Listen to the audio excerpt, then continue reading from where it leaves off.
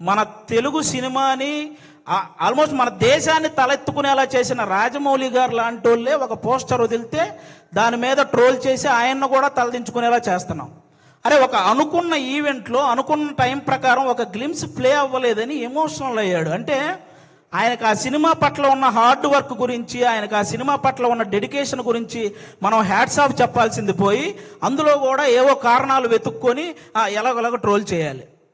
అక్కడ తప్పు జరగలేదు అసలు.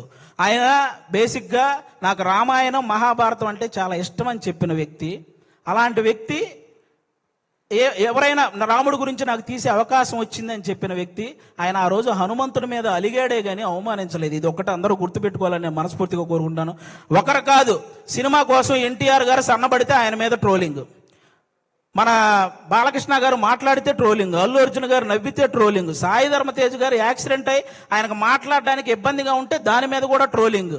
అరే, మనం బయట దేశాలకు వెళ్తే జస్ట్ మనం బాహుబలి అంటే కానీ ఓ మీరు ఇండియనా అనే పరిస్థితి ఉండదు. అలాంటి ప్రభాస్ గారు లుక్స్ మీద ట్రోలింగ్, రామ్ చరణ్ గారు చికిరి చికిరి అనే సాంగ్ పక్క దేశాలలో కూడా రీల్ చేస్తున్నారు. అలాంటి ఆ స్టెప్పుల మీద ఇక్కడ ట్రోలింగ్.